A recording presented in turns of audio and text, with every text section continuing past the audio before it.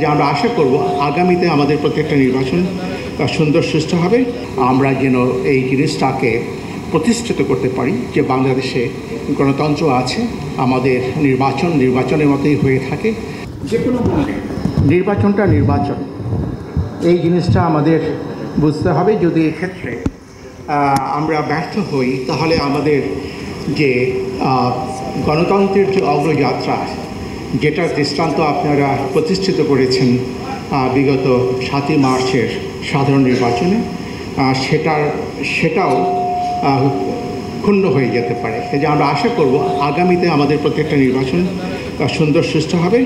এই জন্য আপনাদের বিভাগীয় প্রধান যারা আছেন, মাননীয় সচিববৃন্দরাও আছেন, পুলিশের মহাপরিদর্শক মহোদয় আছেন, তারাও আজকে উপস্থিত আছেন। তারাও বক্তব্য রাখবেন আপনাদের উদ্দেশ্যে, আমাদের মাননীয় কমিশনারও বক্তব্য রাখবেন।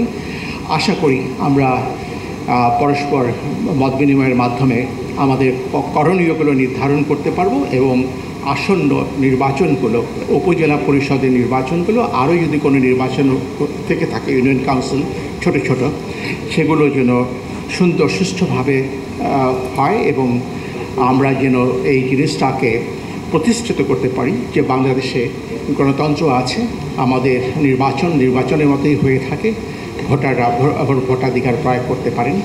এইটুকু বলে আমি আমার প্রাথমিক বক্তব্য এখানে শেষ করছি। পরবর্তীতে আপনাদের সাথে আরও মত বিনিময় হবে, হয়তো আবারও আপনাদের উদ্দেশ্যে বক্তব্য রাখার সুযোগ আমার। ধন্যবাদ।